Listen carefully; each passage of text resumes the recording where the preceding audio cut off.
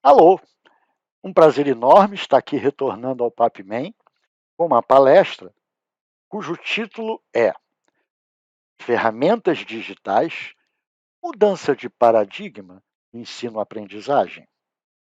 Essa é a questão. Essa palestra ela não pretende ensinar algum tema específico de matemática. Né?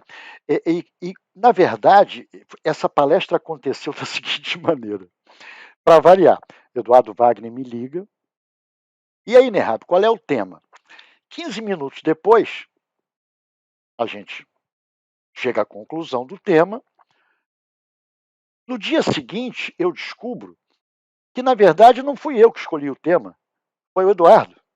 Agora, o sensacional nessa história é que ele sempre consegue me propor um tema sem que eu perceba que foi ele e pelo qual eu me apaixono.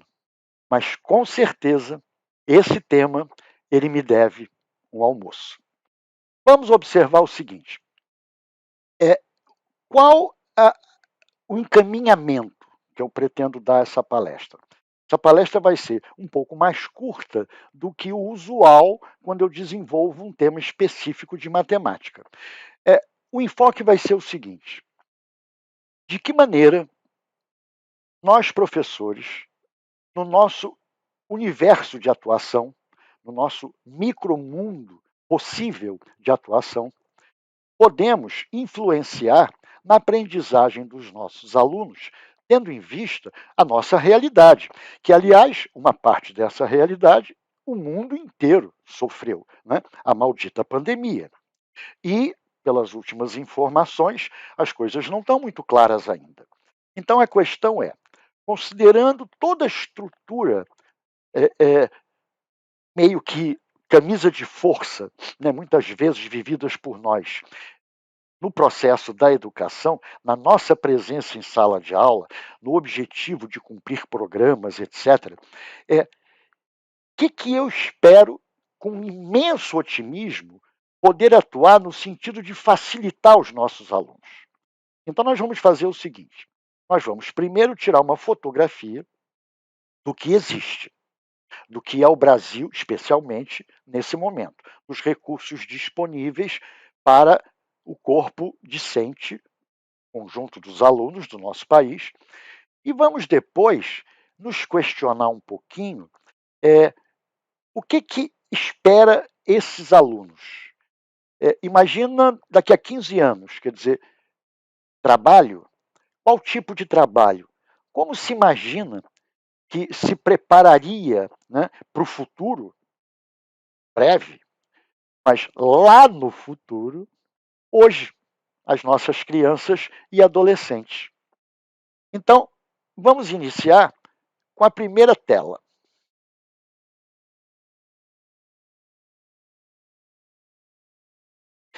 Esse tema fala em ferramentas digitais, plataformas, etc., paradigmas ligados à educação, ensino e aprendizagem. Na verdade, quando esse tema começou realmente a ser construído, uma linha de pensamento na minha cabeça, isso foi extremamente difícil e foi, eu diria com honestidade, foi um pouco doloroso. Porque nós todos vivemos, né, como verdadeiros heróis essa pandemia. Nós nos reinventamos várias vezes, e não só os professores de matemática, todos os professores do mundo, especialmente aqui no Brasil, com as grandes diferenças que existem entre recursos disponíveis, dependendo, evidentemente, de cada tipo de escola que a gente atua, e assim por diante. Então, esse processo de reflexão ele foi muito longo, e eu brigava com o enfoque que eu daria à palestra, porque o título da palestra ele é bem tecnológico, mas a minha cabeça se negava a seguir esse caminho. Não era esse o caminho. O meu caminho era outro. Era um caminho de tentar perceber onde nós estamos, no momento, que ferramental a gente dispõe e aonde eu pretendo chegar, o que significa educar a minha criança ou adolescente, né, para um futuro que pode estar daqui a 5 anos, daqui a 1 ano ou daqui a 20 anos, depende da idade da criança com qual eu atuo. No ensino médio, daqui a pouco tempo. No final do fundamental, já é mais tempo. E que futuro é esse? Né? O que é educar para esse futuro? Vamos, então, observar o seguinte. No primeiro momento, eu pensei em frases do Einstein e do Chacrinha. Vocês vão dizer, bom, Nerhab enlouqueceu de vez. Não. Olha só que interessante. Primeira frase. O importante é não deixar de fazer perguntas. Olha só. Claro que quando Einstein mencionou essa frase, ele, na verdade, estava pensando numa coisa muito interessante, né? Que todos vocês sabem. É responder é uma coisa, entre aspas, muito mais fácil do que você quebrar um paradigma com a sua pergunta. Então, fazer a pergunta é muito mais importante do que a resposta, porque o objetivo da pergunta é instigar a meu conforto, né? Minha zona de conforto. Ou seja, eu vou te deslocar se eu fizer uma pergunta bem feita. E aí as respostas nem são o mais importante, mas a discussão que a pergunta propicia. E na educação, não há a menor dúvida. Né? Nós não temos, essa é a nossa realidade enquanto professores do ensino fundamental, do ensino médio do Brasil, não temos tantas oportunidades assim de criar, dada a quantidade de assuntos que têm que ser abordados, né, muitas vezes, de criar essa interação tão rica, tão fundamental para os nossos alunos. Mas certamente, a cada momento, a gente encontra um espaço para isso. E o mais importante, uma das coisas mais importantes, é fazer perguntas. Vamos a uma outra frase. Eu vim para confundir, não para explicar. Eles vão dizer, não, eu vou desligar esse vídeo porque esse cara está pirado. Não, olha só, gente. Essa frase ela está inteiramente alinhada com a frase anterior do Einstein. É lógico que o Chacrinha, um gênio, sem dúvida, talvez o maior comunicador televisivo que esse país já viu, ele falava essa frase para escrachar. Mas olha só uma outra leitura que você pode ter dessa frase. Eu, com um olhar de educador, dizendo essa frase. Eu vim para confundir, numa sala de aula, não para explicar. O que, na verdade, eu estou querendo dizer com isso? A mesma coisa que o Einstein. Eu explicar, é uma atitude passiva por parte do meu aprendiz, do meu aluno. Agora, não é confundir no sentido estrito sensu, mas é confundir no sentido metafórico. É tirar você da zona de conforto. Eu não vou explicar, eu vou perguntar. Outra frase. Perdão. Eu queria fazer uma brincadeira, mas quase que eu matei a charada, né? Tirei a graça, mas tudo bem, vamos em frente. Essas duas frases, curiosamente, me lembraram o seguinte: isso é, de uma certa maneira, um paradigma das metodologias ativas. Uma pergunta não ofende. Reflitam sobre isso. Vamos em frente. Outra frase maravilhosa.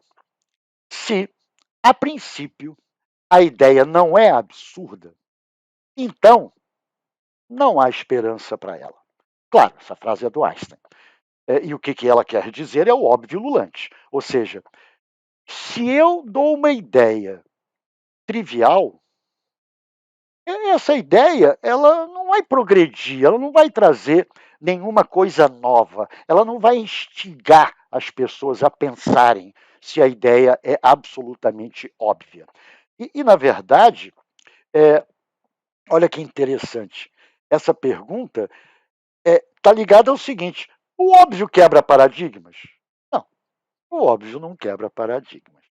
Então, quando você instiga a curiosidade do seu aluno com uma pergunta aparentemente absurda, você desloca ele.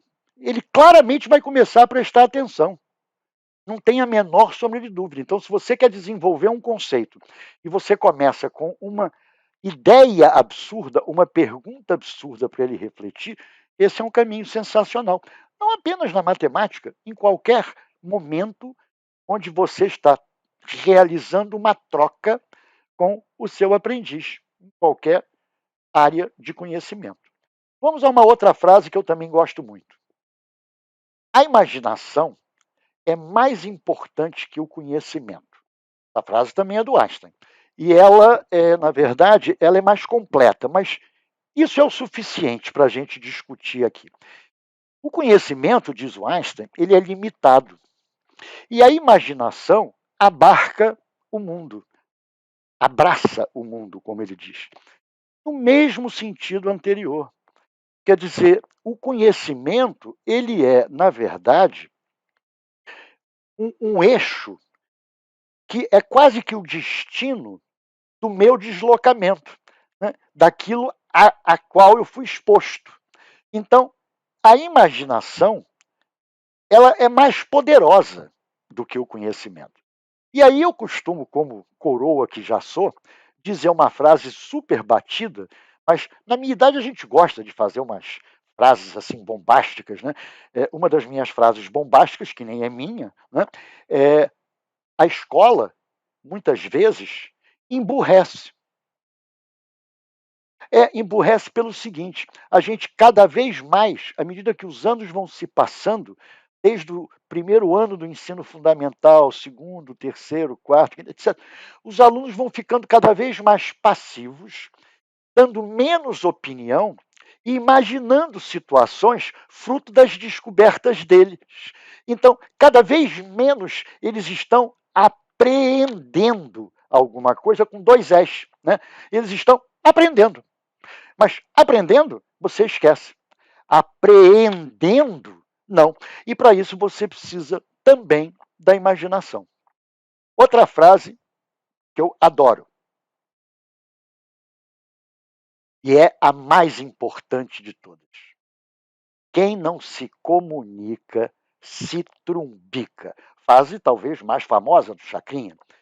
E vejam o mundo atual, né? A comunicação no mundo atual. Como que a tecnologia nos possibilitou formas inacreditáveis há alguns anos atrás de comunicação. E como a gente se comunica tão pouco. Como a gente não usa a comunicação para trabalho colaborativo. Né? A gente usa a comunicação, por exemplo, nas redes sociais, é uma palhaçada. Né? Você fala para aquelas pessoas que concordam com você e, evidentemente, as pessoas que não concordam com você não estão nem lendo a sua mensagem. Né? Então, como restabelecer uma comunicação de tal forma que a gente consiga fazer isso ser uma coisa produtiva? Então, a maior frase da atualidade, na minha opinião, é: como resgatar a comunicação produtiva? Na verdade, com o mundo atual que a gente tem, com as nossas realidades e com as tecnologias de maior ou menor intensidade, dependendo da área que eu atuo. Da área que eu atuo, eu digo geográfica, né? E da classe social que eu atinjo, com as tecnologias disponíveis. Vamos em frente. A concepção da palestra. Perdão. É, isso é uma coisa que eu gostaria que vocês prestassem atenção no seguinte aspecto.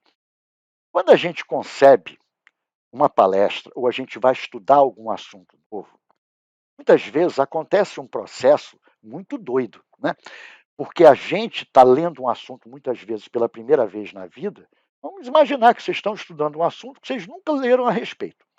A primeira questão é a linguagem. Se eu não domino os conceitos, a linguagem básica daquele conhecimento que eu estou querendo apreender, vai ficar difícil. E a linguagem é o primeiro grande empecilho. Né? Por exemplo, vocês vão fazer um curso de geometria diferencial. Vamos imaginar que vocês nunca tenham estudado isso.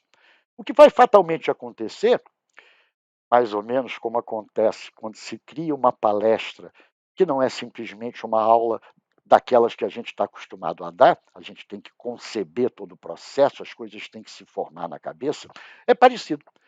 Você lê as primeiras páginas do livro, caraca, não entende praticamente nada, tem todo um vocabulário novo, definições novas, você não criou uma intuição sobre isso, você não apreendeu isso.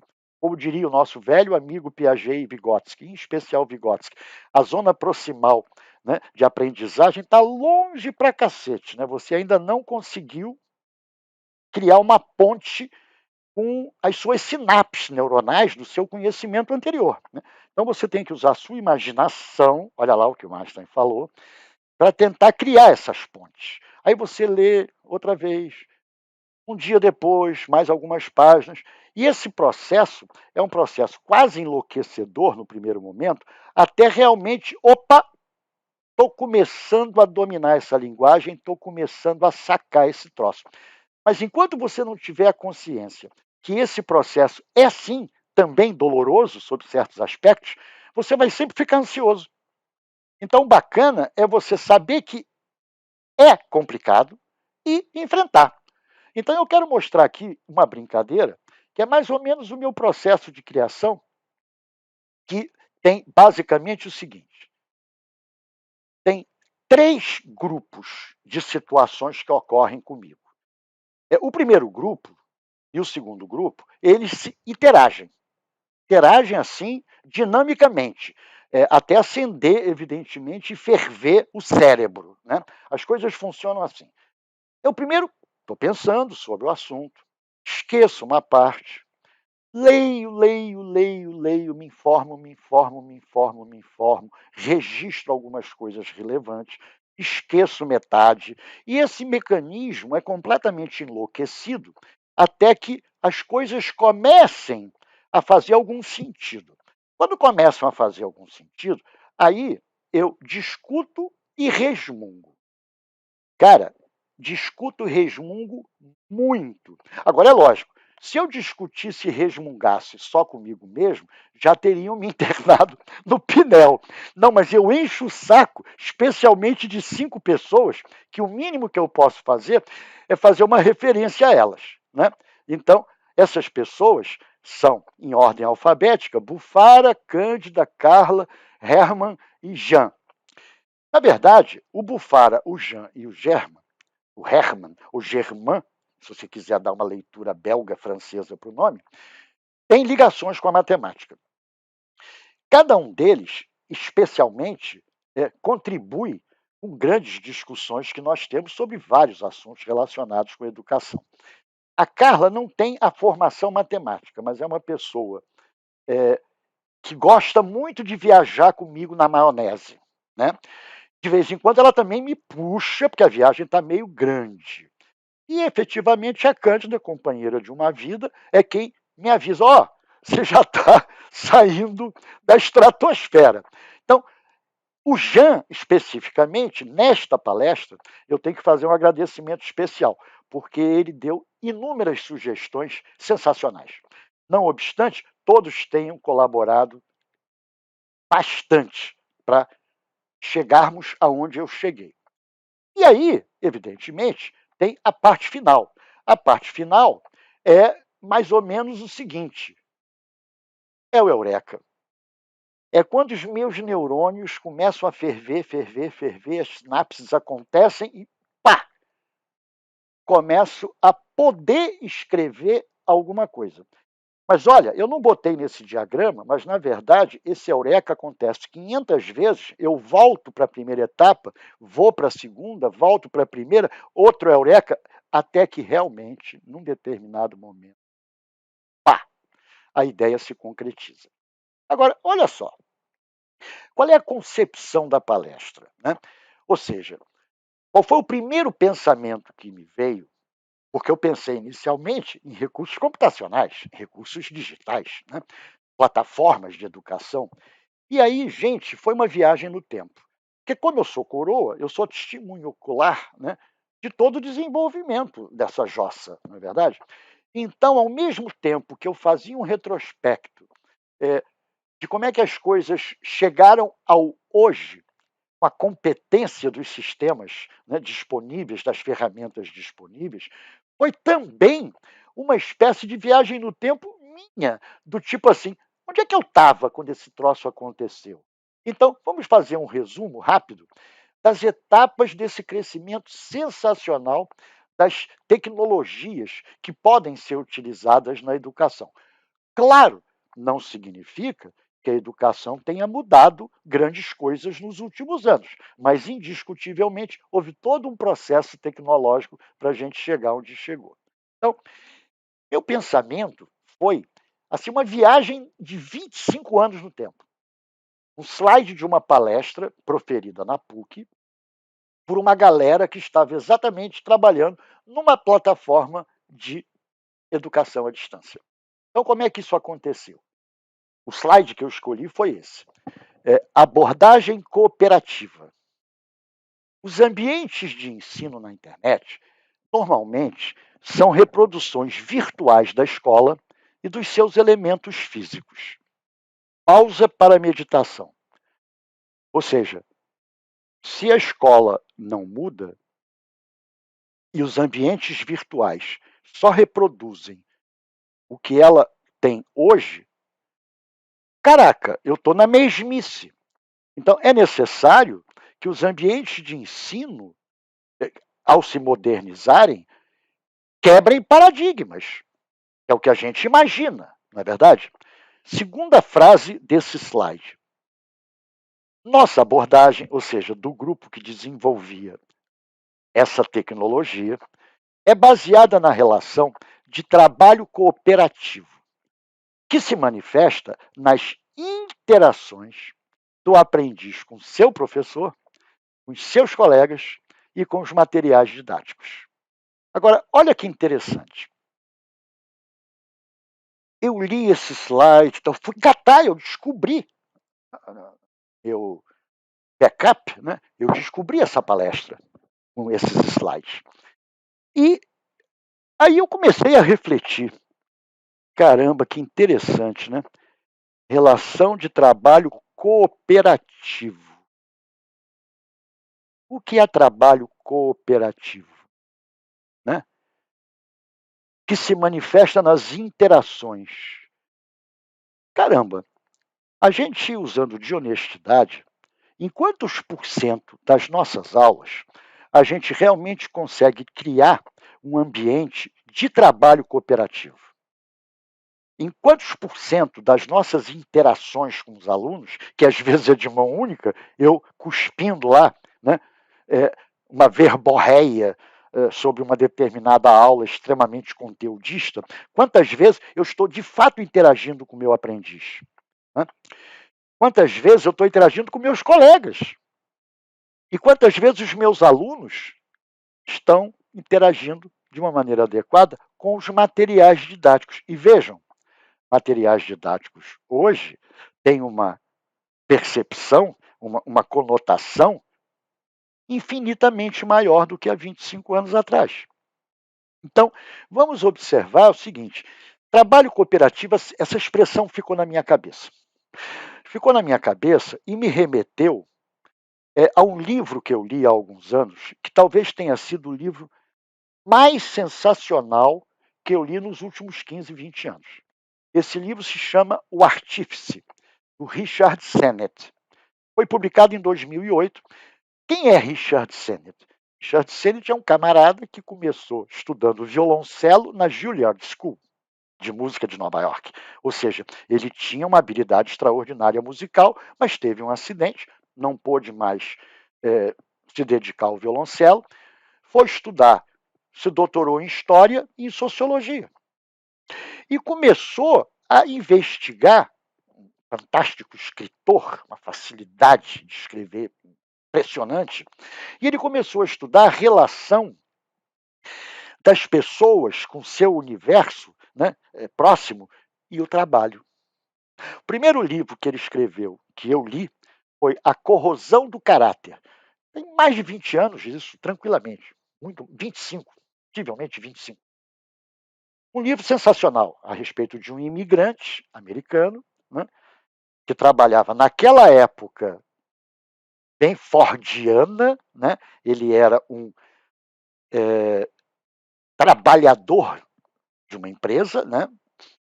E o que ele pensava? Qual era a expectativa dele de futuro? O que ele queria na cabeça dele de mais importante? A formação dos filhos, um futuro para os filhos, é sensacional, porque mostra a visão do Richard Sennett, como é que isso não era fácil, né, de você lidar naquela época. E, recentemente, em 2008, o Richard Sennett escreveu O Artífice. Ele também é urbanista, ele é talvez um dos pensadores vivos mais importantes da atualidade. Vocês podem dar uma paquerada na bibliografia dele, vocês vão ficar surpresos. E o que é o artífice? Quer dizer, qual é a visão? Ele pega as relações de trabalho desde a Idade Média. Vou fazer um parênteses. Espera aí, o Nehab não ia falar de aprendizagem e ensino, agora está falando em trabalho, só para ficar claro. Vocês já se perguntaram para que existe a escola no nosso modelo atual? Seguramente que não é para dar felicidade a ninguém, né? É para que o camarada consiga um emprego, independente da metáfora boa ou ruim que você esteja usando, né? Afinal de contas, nós vivemos num mundo que a gente tem que trabalhar alguma hora em alguma coisa. Então, estou falando em trabalho, falarei em trabalho cooperativo, porque este é o destino final dos nossos alunos. Então eu tenho que saber o que os espera, para saber o que eu posso fazer para ajudá-los. E o artífice, ele pega as relações dos artesãos desde a Idade Média. Vou dar um exemplo. Os Stradivarius, aquele violino famoso, não é verdade, que tem sei lá quantos anos, 300 anos, não sei precisar, por volta disso. E a equipe dos Stradivarius, né, cada um tinha uma função, e eles, na verdade, aquela atividade era feita com profundo amor e com profundo cooperativismo, né, colaboracionismo. Né, e aquilo era a vida do cara. Então, olha que interessante.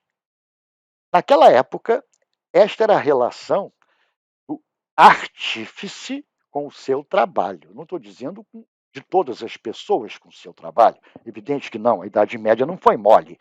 Mas a pergunta é: e quando eu me formei, qual era a minha relação com o trabalho?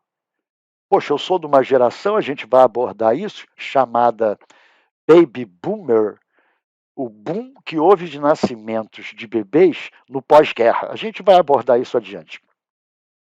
Então, na minha cabeça, eu não era exatamente um samurai, mas a ideologia do meu tempo era a gente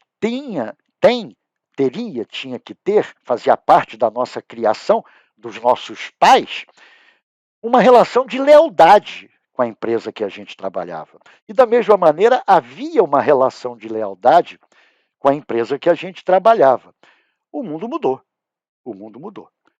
Então a pergunta é: que eu quero com a educação para os meus alunos?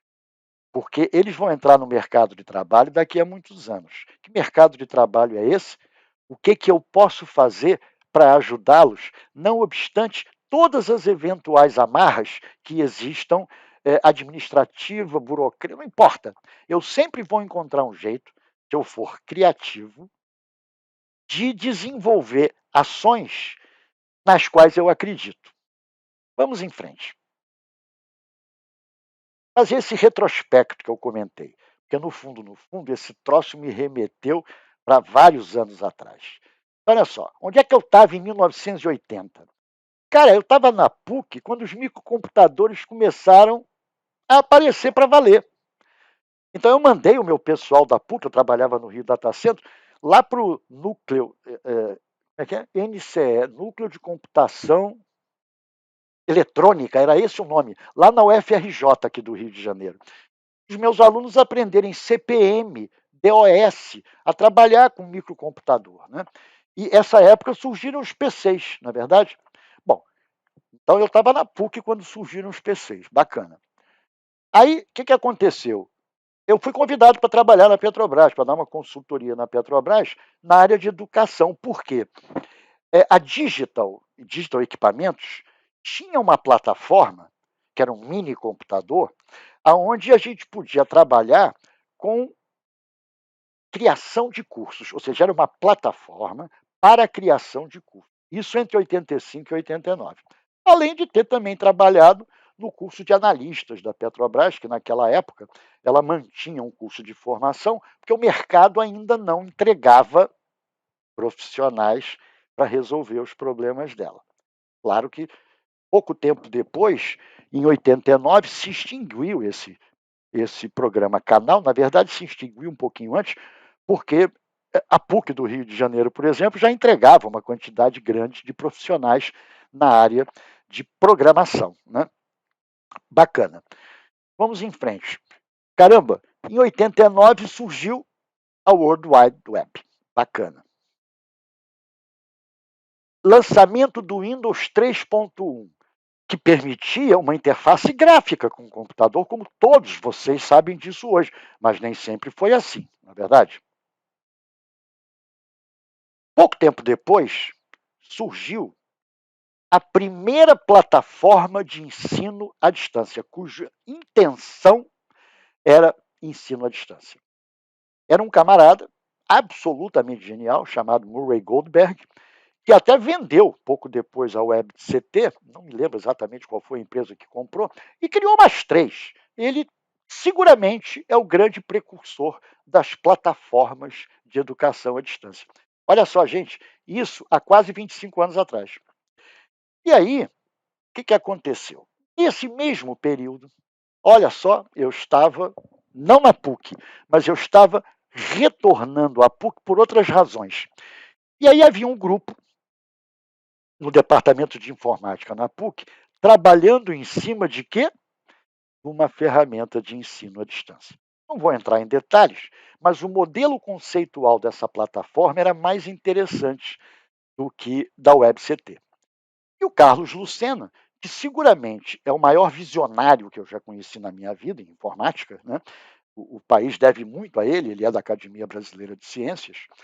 O Carlos Lucena, sem dúvida nenhuma, a PUC do Rio deve a ele criou o departamento de informática da PUC e foi responsável pela criação de N laboratórios, um dos quais, inclusive, o TecGraph, onde o meu filho, anos e anos depois, veio a trabalhar.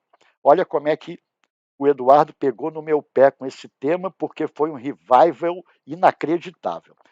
Aí eu achei barato esse Alanete, achei realmente sensacional. E resolvi me juntar a essa equipe, porque esse trabalho falava em. Essa plataforma falava nas interações, no aprendiz, no professor, no colega, no material, uma coisa absolutamente sensacional. Então, eu, no núcleo de tecnologia e informática que foi criado na PUC, eu passei a fazer palestras sobre esse software. Educação à distância. O mundo que nós estamos vivendo hoje, e como muito bem disse o Jean, só antecipou essa pandemia o que estava por vir. Não é verdade? De uma certa maneira, o mundo foi atropelado por uma realidade que já estava latente. Né? Ou seja, a educação à distância, a comunicação complicada por causa da pandemia, que recursos a gente tem disponível e assim por diante. Então eu fiquei trabalhando um pouco nisso, fiz palestras até nas universidades, etc. e tal, e muito bem. Aí fui catapultado para uma outra instituição que também estava querendo desenvolver ensino à distância. Eu fui diretor de educação lá do Senac, durou 9 meses, o tempo de um parto normal, porque os S's estavam preocupados naquela época com perderem aquela contribuição associada ao INSS, que vão para os 5 S's. Né? Então, eles vislumbraram a necessidade de transformação e foram migrando muito para curso superior. E eu, mais uma vez, olha como é que os links são loucos. Né? Meu pai foi consultor do Senac em 1950 a 60. Então, eu realmente não consegui me adaptar a isso, talvez um saudosismo do tempo em que o Senac realmente tem contribuições extraordinárias para o país, né, para o desenvolvimento das pessoas, né? Pulei fora e disse assim: quer saber do mais? Eu tenho que estudar. Aí eu fui para PUC estudar, fazia disciplinas de um doutorado que misturava psicologia com educação, etc. e tal. O Marco Silveira é um gênio, um engenheiro, trabalhava com servomecanismos, controle, etc. E a Vera Candal, duvido que haja algum camarada que tenha feito licenciatura que não tenha estudado pelo menos algum livro da Vera Candal de didática, porque a pessoa que mais publicou didática no Brasil seguramente foi a Vera Candal. E ela foi uma professora extraordinária. Então, eu ali passei 4 anos, além de trabalhando em várias coisas, etc. e tal, estudando, né? Só para ficar claro, eu não fiz a dissertação, eu não sou a tese, eu não sou doutor, mas eu estudei todas as disciplinas, porque o meu barato sempre foi, quando eu sentia que estava esbarrando numa coisa, que o mundo mudou e eu estava ficando para trás, eu corri atrás do prejuízo. Bom, aí se deu a grande virada na minha cabeça. O professor José Carmelo, que é talvez um dos maiores gênios que eu já vi na minha cabeça, na minha vida, e ele tem um coração assim extraordinário. Ele desenvolvia um projeto de oficinas de educação matemática na PUC para as comunidades. E eu passei 2 anos trabalhando lá.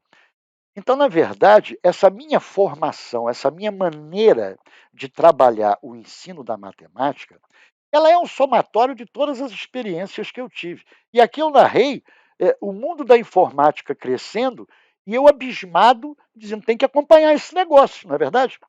Vamos em frente. Vamos agora fazer uma fotografia do que é o Brasil hoje. Para eu me situar, de onde eu parto e o que eu posso fazer, né, para poder ajudar os nossos alunos. Bom, escolas municipais e estaduais. Observem bem, saiu uma pesquisa do INEP em 31 de dezembro de 2021, menos de um mês atrás, e muito menos de um mês da gravação dessa aula. E a referência dos dados era 26 de maio de 2021, onde, evidentemente, plena pandemia. Olha que dados interessantes. Havia na creche matriculados um total de 2.374.000 pessoas. Dá licença. Perdão. Na creche haviam matriculadas 2.374 pessoas. Perdão, 2.374.000 pessoas, praticamente 2,5. Na pré-escola, 3.900.000 e assim por diante. Ou seja, um total de 36 milhões, e eu estou considerando apenas escolas municipais mais estaduais. Não estou considerando os institutos federais de educação, que na verdade respondem por menos de 1% do total de alunos, e nem as escolas privadas, porque na verdade o INEP não liberou ainda as informações das escolas privadas, só vai fazê-lo no 31 de janeiro desse ano, ou seja, daqui a pouco, né?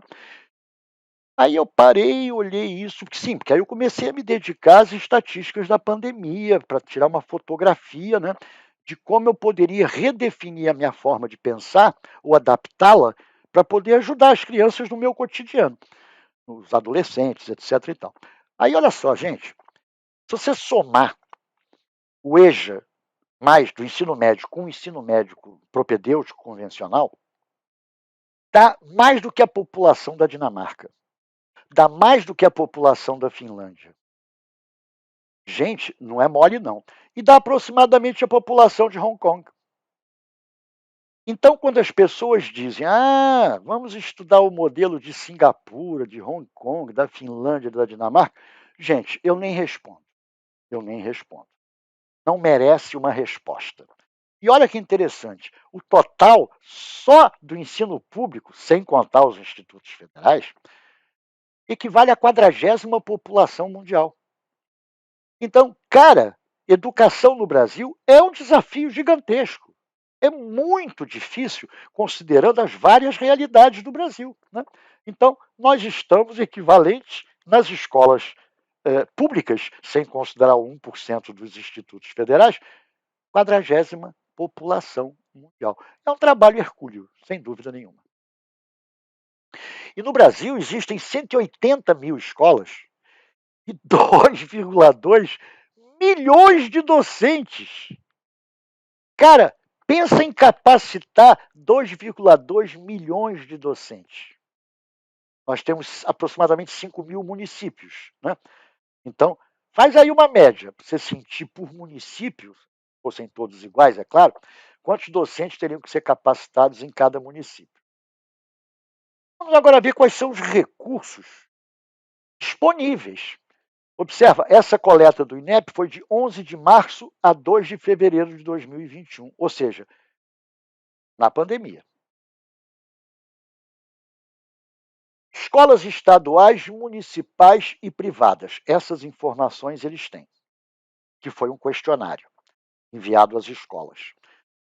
Lousa digital, as escolas estaduais, 26% têm. E assim por diante. Esses percentuais, se vocês quiserem, pode analisar com mais calma adiante. O que eu quero chamar a atenção? Embora haja 86,7% das escolas com internet geral, nas municipais 62 e nas privadas 93, a gente tem que perceber quando que existe internet para os alunos e, eventualmente, laboratórios com internet para ensino-aprendizagem. Então, vocês notem que a rede municipal, 21%. A própria rede privada cai para 44%, né? Mas 57,4% tem laboratórios ou análogos para desenvolver o processo de ensino-aprendizagem. Então, já está dando um choque de realidade para a gente. Vamos em frente. Claro que a nossa esperança, e eu sou otimista, é que realmente o leilão do 5G, cuja premissa é a colocação de internet nos grandes centros, nas escolas, etc. e tal, isso possa começar a ocorrer realmente, vamos ser otimistas. 3 anos. 3 anos. É um bom tempo. Legal. Vamos agora, recursos 2. Aqui eu fiz uma mutreta de usar uma estatística da Associação Brasileira de Empresas de Pesquisa, né, junto com o CETIC. Olha só, domicílios com computador, laptop ou tablet. Tem lá as percentagens. O que me interessa? Classe A, pela Associação Brasileira de Empresas de Pesquisa, a classe A representa 2,5% da população brasileira.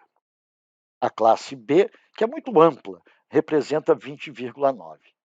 É muito ampla em termos de há dois critérios básicos para se definir classe na área das pesquisas econômicas, etc. Uma é quais são os bens que essas pessoas possuem. Tem geladeira, tem forno de micro-ondas, tem televisão, tem isso, tem aquilo. A outra é pela quantidade de salários mínimos que a família possui, obtém mês a mês, né, mensalmente.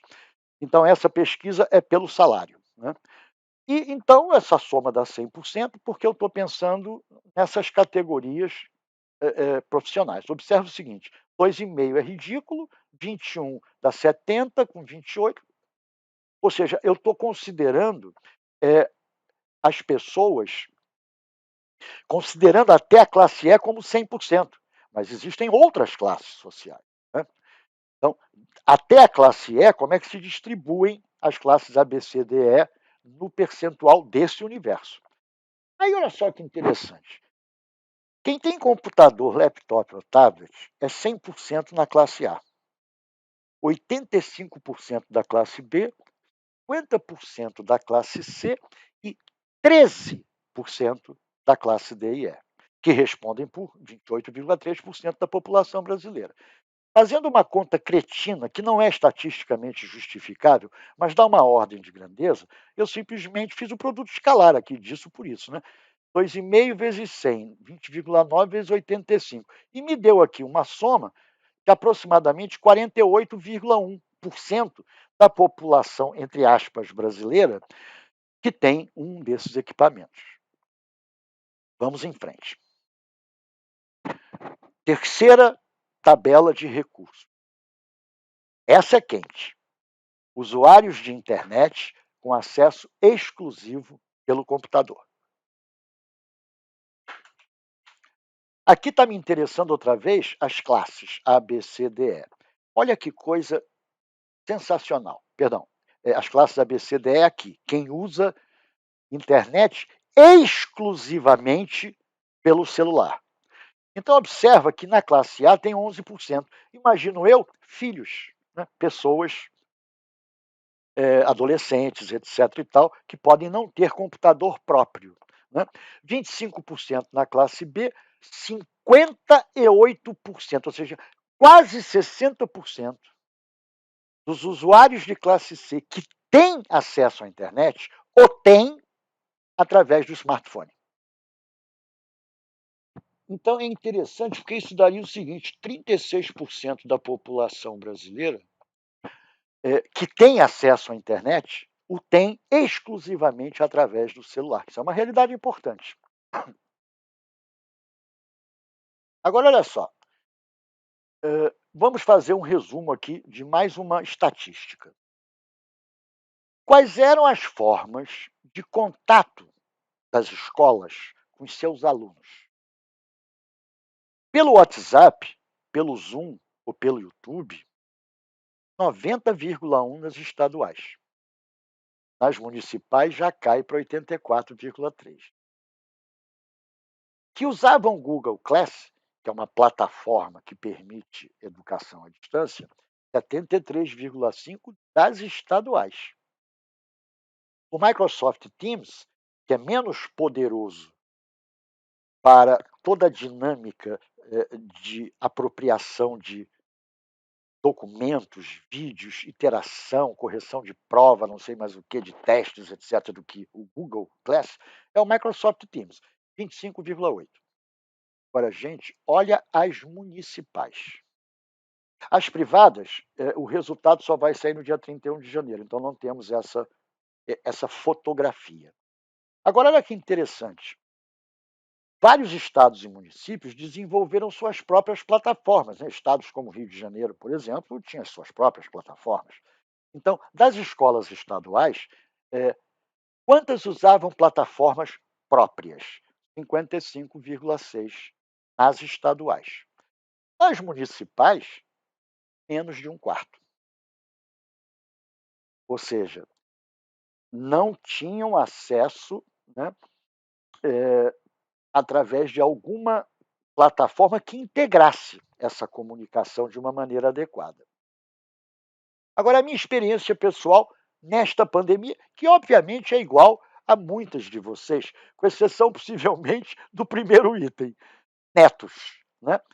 Eu pude vivenciar nas várias idades, né, dos 4 netos em idade escolar, como é que funcionou essa brincadeira. Gente, exatamente as mesmas experiências que nós todos tivemos. Né? Dependendo da idade, uma catástrofe. Né? Eu tenho, por exemplo, 2 netos que pré-alfabetizados e alfabetizados na pandemia. Isso é um terror. Né? Imagina você alfabetizar uma criança em plena pandemia, remotamente. Brabo. Ensino básico, nada muito diferente do que foi para todos.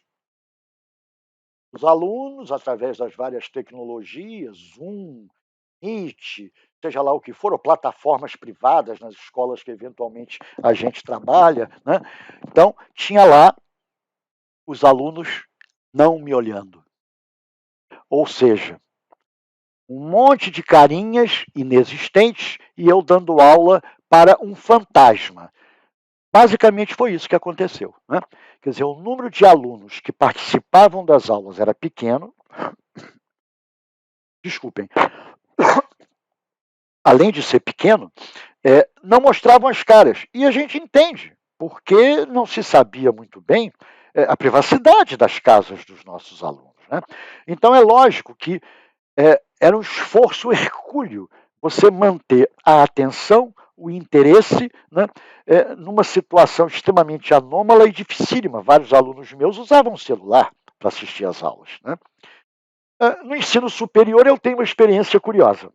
Eu desenvolvo para uma grande plataforma educacional, uma grande conglomerado educacional de ensino superior, cursos e gravo vídeos desses cursos que eu desenvolvo. E eu tenho uma informação de que aproximadamente, né, 60 e poucos por cento dos alunos matriculados faz o curso usando o celular. Isso nos dá uma fotografia interessante de por onde que a gente pode caminhar, não é verdade? Quer dizer, o celular, se eu quero usar no Brasil, a realidade de hoje, alguma coisa que tenha maior penetração, vai ter que ser celular. Vão ter que ser plataformas que eu possa utilizar no celular, para abranger a maior quantidade possível de pessoas que só acessam a internet através do celular. Vamos em frente. O que nos sobra? Então vamos ver o que faltou na pandemia e um pouco também, na verdade, a minha visão de educação. Né?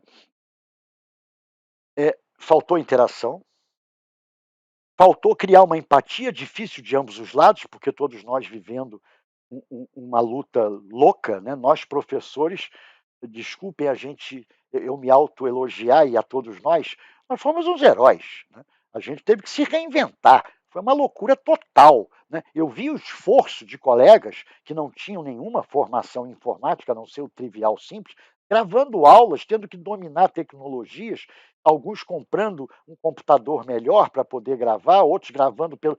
Olha, foi um pandemônio. Né? E eu devo lembrar que, nesse aspecto, o Jean, colega que eu citei, criou até uma plataforma onde ele ajudava os colegas a entender dessa tecnologia. Então foi muito doloroso. Eu tive a sorte, miserável sorte, de ter formação na área de informática. Então eu sofri menos, na verdade, para me adaptar às plataformas da escola onde eu trabalhava, porque lá havia uma plataforma do próprio grupo ao qual ela se associou no que diz respeito a material didático, plataformas, etc. Então, interação e empatia são ingredientes fundamentais. Quer dizer, nós vamos retomar as aulas breve, né? Não saberemos qual a situação que vamos ter. Ainda é uma incógnita, não é verdade? Agora, o mundo não anda de marcha ré. Isso eu aprendi. O mundo não anda de marcha ré. Como eu já comentei, isso que aconteceu, ou seja, a ida a todos nós a ferramentas digitais para ter algum nível de comunicação com os alunos, isso foi só uma antecipação do mundo que está por vir, né? Onde a comunicação é essencialmente digital, né? Evidente. Então, identificando interesses, quer dizer, para haver empatia, eu tenho que compreender muito bem o meu aluno, né? Eu tenho que entender muito bem as aflições dele, compreender como chegar nele, né, para poder criar empatia e daí poder haver uma interação. Então, eu fiz aqui uma brincadeira que é lembrar essas gerações, né, qual era a relação de cada uma dessas geração com o trabalho e com a escola. Olha que interessante. Geração baby boomer é a minha geração. Né? Eu já falei que esse termo veio do boom de nascimentos de bebês no pós-guerra. É claro que cada país teve um impacto diferente. Evidentemente que nos Estados Unidos, na Europa, na Austrália, etc. e tal, esse baby boomer realmente aconteceu. No Brasil não foi exatamente assim. Não houve um baby boomer do mesmo tamanho que nos Estados Unidos e na Europa. Mas, de qualquer maneira, se convencionou chamar a minha geração de baby boomer, explosão de bebês. Né? Então a idade é entre 62 e 77. Claro que essas fronteiras dependem do pesquisador, mas isso dá uma ideia. Qual era a minha característica como aluno? Cara, eu no ensino hoje fundamental, eu estudava no Colégio Pedro II. Quando o professor entrava em sala, a gente se levantava. A relação minha com o professor era quilométrica, a distância era quilométrica. Não havia uma interação, havia uma obediência, não é verdade? E um respeito, às vezes, eu diria exagerando, um respeito desnecessário e cínico, porque não é por se levantar que você respeita o professor. Mas percebem bem? E a minha relação com a escola era de brincar, de estudar, etc e tal, mas muitas e muitas regras e nada de computador, evidente, imagina, né? Muito bem, só um detalhe, o primeiro computador do mundo, o ENIAC, eu nunca me lembro se eu sou uma semana mais velho que ele ou ele é uma semana mais velho que eu. Quer dizer, eu praticamente nasci quando o ENIAC foi posto em funcionamento. Agora, a geração X é basicamente a geração dos meus filhos, que já tinha uma flexibilidade muito maior na escola, né? Já não havia aquelas regras tão neandertais, né? Independente de julgamento de valor, mas eram regras muito rígidas, verdade? Muito bem. Mas meus filhos já são de uma geração de computador. Vocês podem se lembrar, né, do modem. Fim, fom, fom, fim, fim, fom. Cara, esse barulho enchia o saco, não é verdade? E eu tinha, nessa época, eles já estavam fazendo faculdade, porque eles não tinham fim, fom, nem, evidentemente, internet, quando eram crianças, na escola do ensino fundamental da época, né?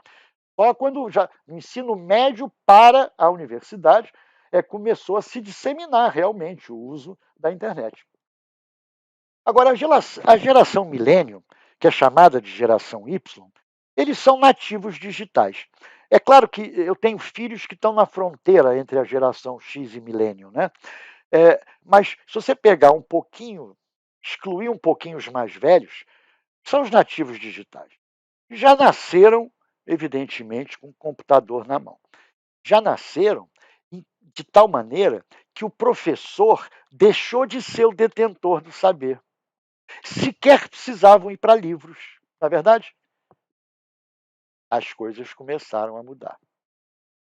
Ou deveriam ter começado a mudar. Depois vem a chamada geração Z, que é a geração de 2 dos meus netos atualmente, né? Geração Z, cara, é aquele que, se você deixar, ele passa o dia grudado no celular. Então, completamente enebriados pelos jogos paranoicos, que existem, muitos são absolutamente contraindicados, e pela paranoia da internet, né? Aliás, tem uma gozação que o meu filho faz: papai, você ainda usa o Facebook? Facebook é para velho. Aí eu sou obrigado a lembrar ele: sim, mas eu sou velho, né? Não, você tem que usar o TikTok, tem que usar Instagram. Eu não tenho saco para Instagram e para TikTok, mas sem dúvida nenhuma, vale a sacaneada que ele me dá, porque meus netos são da geração TikTok, Instagram, né? Então, esses caras são muito mais do que nativos digitais. Eles nasceram num mundo em que a velocidade é muito maior do que a velocidade do mundo em que eu nasci. Brincando, eu ia de bonde para a escola, né? Os meus netos, digamos, vão de avião a jato. É uma diferença colossal. O mundo está numa velocidade muito mais acelerada e o mundo está, todo velho fala isso, muito mais louco do que na minha época. Provavelmente eu estou enganado, deve estar tão louco quanto. Muito bem. Ainda temos a geração alfa, né? Eu tenho 3 netos na geração alfa. Na verdade, um não está na idade escolar ainda, está na creche, né? Mas tenho 2 que já estão, que foram submetidos à alfabetização remotamente. Agora a pergunta é: que exemplos eu posso dar para eu criar uma empatia com cada um desses alunos? Eu vou dar 2 exemplos muito curiosos. Eu dei aula para o 7º ano, antes da pandemia. E aí um dia eu olho pelo vidro, né, da porta da sala, as meninas, especialmente as meninas, estão com o computador ligado, estão na internet com o hip hop lá dançando e elas imitando, né, as danças lá. Aí eu achei aquilo delicioso e abri a porta. Elas tomaram um susto, porque era proibido, evidentemente, ligar o computador na ausência do professor. Disse: não, não, não, continua. Mas aí vocês me fazem um favor depois, dizem aí qual é esse conjunto, porque a minha neta sempre entra nesses troços e fica dançando na frente da televisão e eu que nem um débil mental, sem saber que sites são esses. Levei esse papo para as meninas. 7º ano. Minha neta não, minha neta estava no 4º ano, 3º ano. Aí elas não perceberam, eu as filmei. Eu estava sentado, esperando terminar aquela dança, filmei. 2 anos depois, elas no 9º ano, o coordenador da minha escola pede para eu dar uma aula extra, que o professor tinha adoecido, exatamente para o 9º ano. Gente, eu entrei no ar sem o meu vídeo ativo, só a minha voz. E disse: tudo bem? Elas não sabiam qual era o professor que ia dar aula. Isso foi uma surpresa que eu combinei com o coordenador. Aí eu soltei o vídeo delas dançando. Gente, foi uma emoção inacreditável. É o Nerhab, é o Nerhab, é o Nerhab. Moral da história, acho que foi a melhor aula que eu dei na minha vida. Porque criei uma empatia. Eu abri o caminho para ser considerado, não aquele professor que eu me levantava seriamente quando ele entrava em sala, mas ser compreendido como uma pessoa que entende esta geração. Vou dar um outro exemplo engraçado. Numa outra turma de 6º ano, eu entro uma vez em sala e está lá uma professora, simpaticíssima, adorável, também agitada, e cercada de alunos por todos os lados, estava no final da aula. Aí eu entro em sala, outro está com Ibope, né? Eu disse: ah, não, eu quero provar para esses safados que eu sou melhor que eles no Pokémon GO, que é um aplicativo, né, para caçar Pokémon. Ah, é? Você é melhor que eles? Mas eu quero ver se você é melhor que eu. Aí eu peguei meu celular e liguei no Pokémon GO também. Gente, a partir desse momento, essa turma, que era a turma mais difícil de eu trabalhar, bagunceira pra cacete, uma coisa assim inacreditável, eu digo, acalmou 10%. Eu passei a ser olhado, pô, ele conhece o Pokémon GO. O que eu quero dizer com esses pequenos exemplos que eu citei, esses 2 exemplos? A gente sim tem que fazer um esforço animal para criar essa ponte de comunicação com o aluno, que tem que ir muito além do conteúdo que a gente está ensinando, né?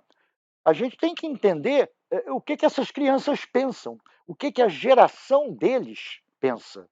Quais são os interesses deles? Vou dar um exemplo. Imagina você entrando numa turma da geração Z ou Alpha, dizendo: ó, vamos conversar sobre super-heróis. Aí você cita o Batman, tudo bem, eles até conhecem, mas vão te olhar de canhota. Aí você diz, é, gozado que me deu até um branco, né? Quais são os super-heróis da minha época, né? Mas vamos ficar no Batman para eu não pagar mico aqui. Quer dizer, não tem sentido isso, né? Então, meus netos, quando foram crescendo, cara, me dava um trabalho do cacete. Eu olhava os brinquedos deles, eu olhava figurinhas, não sei mais o que, eles diziam: caraca, mais um fim de semana estudando essa meleca. Gente, até aquela, como é que é o nome? Aquela do gelo, aquela mulher do gelo, a minha neta ouvia esses vídeos 500 vezes, toda vez que ia lá em casa, 500 vezes. Eu aprendi a cantar aquela música, evidentemente, né? Livre sou, etc e tal. O que eu quero mais uma vez enfatizar? Você tem que criar esse link. Esse link pode se dar formalmente só através do ensino. Sem dúvida, você vai criar uma ligação mais formal com seus alunos. Mas se você for capaz de criar uma ligação com uma intimidade quase espiritual com eles, você vai ter uma cumplicidade. Né? E por que eu estou falando isso? Porque esse é o caminho que eu acho que nós vamos ter que resgatar ou reinventar nesse momento em que a gente está vivendo. Vamos em frente. Quais são as sugestões que eu dou? Muito humildemente. Né? Primeira sugestão é o seguinte: incentivo à interação com atividades colaborativas. menos conteúdo, isso é inevitável, né?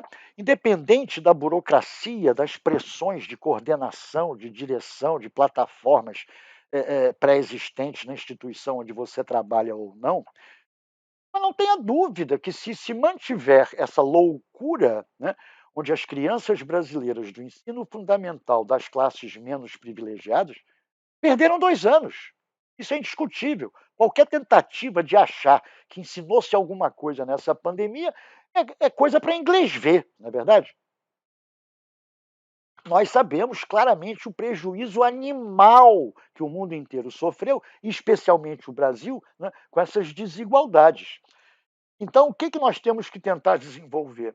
Resgatar mais empatia e mobilização do interesse do meu aprendiz, não é verdade? Agora, cuidado. eh, no caso dos professores, também mais interação e colaboração entre os docentes. E, de repente, uma ideia interessante seria o estudo de uma técnica que a gente chama de microaula, que já já eu vou comentar um pouquinho sobre isso. Agora, colaborar é diferente de cooperar, né? Vamos voltar para trás. Colaborar é fazer junto, trazendo ideias. Cooperar é você pontualmente dar um palpite.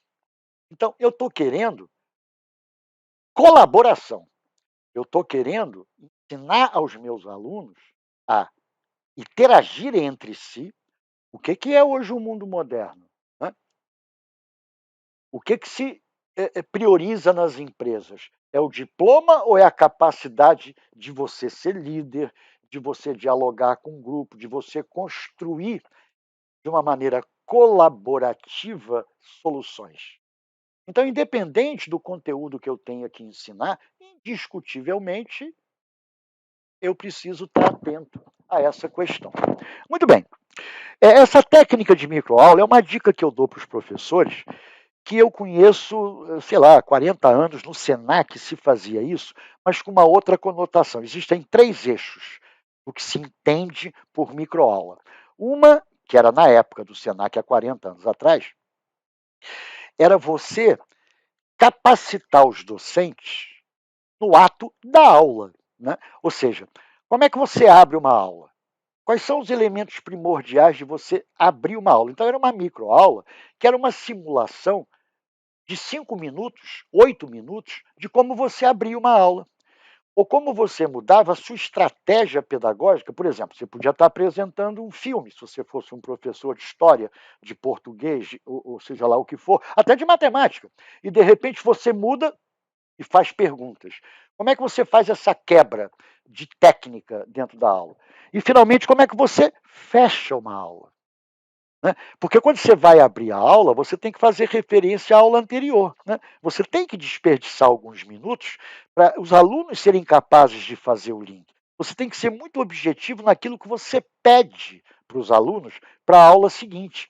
Para eles lerem vídeos, para eles assistirem, 1 ou 2 exercícios para eles fazerem, e não 500, evidentemente, e criar essa estratégia de como trabalhar cada momento da aula era, na época, chamada de microaula. Hoje tem outra conotação. Isso é muito usado nas grandes corporações. Os cursos de treinamento nas grandes corporações são feitos com aulas pequenas. Agora, quando a gente se remete para a formação de docentes, a microaula tem uma outra conotação. É você refletir sobre o tema que você vai dar uma aula, discutir com os seus pares, dar esta aula. Essa aula é avaliada por seus pares para contribuírem com uma nova forma, ou talvez melhorada, porque você faz uma avaliação do efeito daquela aula. Claro que eu não estou querendo chegar a esse nível, mas uma coisa que a minha experiência mostra é que quando eu dou uma ideia da aula que eu vou apresentar para um amigo, certamente tem sempre um ganho, né. Hoje mesmo, no dia da gravação, eu conversei com o Jean e ele me deu algumas sugestões maravilhosas. Então, essa técnica se originou no Japão. Então tem um nome impronunciável, sei lá, Jugyokenkyu. Então, eu coloquei alguns, documentos e algum material no Google Drive, né, vocês vão ver no documento que vai ser fornecido o link para o Google Drive, onde eu tenho uma série de artigos que são interessantes, como tipicamente eu faço nas minhas palestras, né? Coloco material para vocês. Agora vamos para o quase fechamento da nossa palestra. Ferramentas colaborativas. Gente, nós sabemos o que são ferramentas colaborativas. Eu vou dar um exemplo só desse, porque esse é de graça, tem recursos que não acabam mais e que nos permitem começar, em cada nível de aluno que eu tenho, criar algum tipo de colaboração que dá para ser feito se o aluno pelo menos tiver um celular e tiver um Wi-Fi ou um acesso à internet. Ou seja, repito, trabalhar de forma colaborativa é o que eu acho a grande dica deste momento para o futuro. Nem que a gente só encontre 10 minutos a cada 2, 3 tempos de aula para propor esse tipo de atividade. Ou seja, a minha ideia não é virar a mesa. Virar a mesa não faz ninguém mudar, não faz as coisas se dinamizarem, caminhar para o lugar onde você quer. Virar a mesa não funciona. O que funciona é você botar um calçozinho aqui, um calçozinho ali, e ir no caminho que as suas crenças na educação permitem e ir encontrando espaços para isso. Na verdade, a coisa funciona. Então, o ambiente Google, é só ele que eu vou abordar, e cada tópico dele, ele é um ambiente poderosíssimo. E vários de nós, evidentemente, já usou esse ambiente do Google. Eu já usei esse ambiente, o Google Class.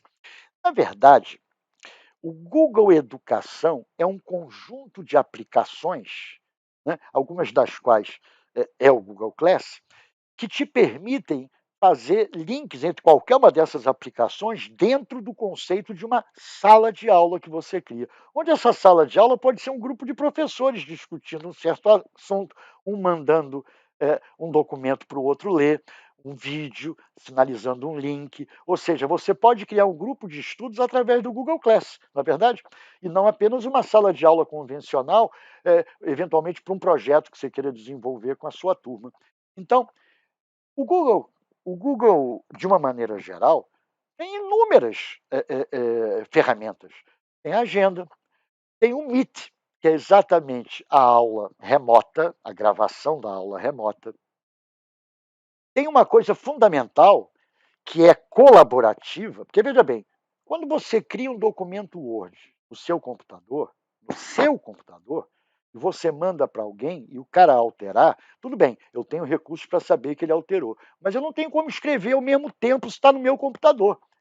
Quando você tem uma plataforma colaborativa, como é, por exemplo, a plataforma da Microsoft e o ambiente Google, você tem essa coisa colaborativa. Tipo assim, eu quero que cada 2 alunos façam um texto sobre alguma coisa. E eles podem fazer simultaneamente, um mudar o que o outro está escrevendo, etc. e tal. Isto é trabalho colaborativo. Isso serve para planilhas, para textos, para apresentações. E essa experiência de 2 pessoas trabalharem ao mesmo tempo é sensacional. E você pode saber as versões anteriores como é que estava o documento. O Google Drive, sim, porque todas essas ferramentas é sempre Google sala de aula, Google Agenda, Google Meet, Google etc. O Google Drive é onde eu armazeno mandatoriamente todos os meus backups e todos os meus documentos. Então, se eu tiver em qualquer lugar que eu tenha acesso à internet, não pode ser dentro do metrô, num túnel, mas fora isso, eu estou com acesso a todos os meus documentos, do meu próprio celular. Né? Então, o Google Drive é um repositório de materiais, não é verdade? Formulários, isso é quente. Aliás, aqui no PapMem, nós usamos os formulários para capturar as respostas que vocês dão às perguntas de cada dia, não é verdade?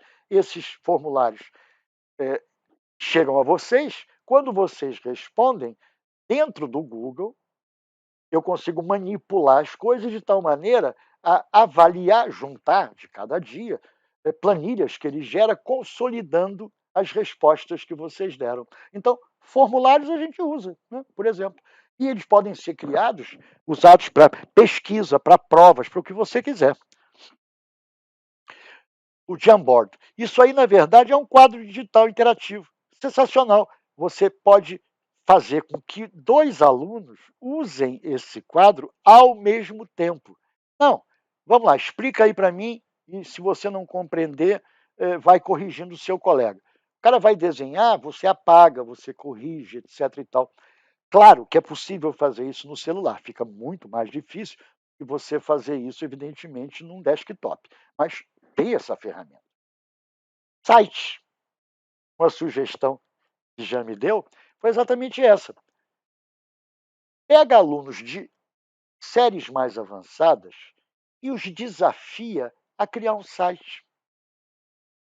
Você estará dando uma ajuda extraordinária para essas crianças, porque eles visitam sites a toda hora. Você vai mostrar para eles que é possível criar um site com um determinado nível de complexidade colaborativamente eles próprios. Por exemplo, para visitarem a pesquisa que vocês fizeram, os documentos que vocês obtiveram, os links que vocês navegaram e assim por diante. E, evidentemente, que o Google tem 1 milhão de aplicações e são todas integradas. Isso é que é o sensacional. Muito bem. Agora vamos responder a pergunta: ferramentas digitais, mudança de paradigma no ensino-aprendizagem? Eu vou botar minha carinha aqui outra vez. O que vocês acham? A mudança de paradigma no ensino-aprendizagem causado pelas ferramentas digitais? Eu vou dizer a minha resposta a essa pergunta, tema da nossa palestra. Perdão. Quem quebra paradigmas no aprendizado? Claro, quem quebra paradigma no aprendizagem somos nós. Com ou sem ferramentas digitais. Então, cabe a nós incentivar nos alunos o trabalho colaborativo, o interesse, a empatia, para que a gente consiga, de forma extremamente otimista, e isso só depende de nós, vencer essa tragédia que se abateu sobre o mundo inteiro e até colocar um quê diferente nas apresentações e nas aulas que eu tenho que dar. Sempre há possibilidade de eu reservar uns minutinhos para fazer aquelas coisas nas quais eu acredito.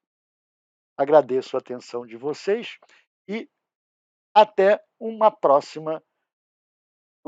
próximo Papimem. Mas queria lembrar a vocês que eu criei um pseudo canal no YouTube. Se vocês quiserem ter acesso às palestras anteriores minhas, eu acho que vão complementar em muito das coisas que eu aqui coloquei. Tá? Obviamente, só entrar com Carlos Nerhab lá no YouTube, que vai ser o óbvio do lanche. Um abraço a vocês e até a próxima.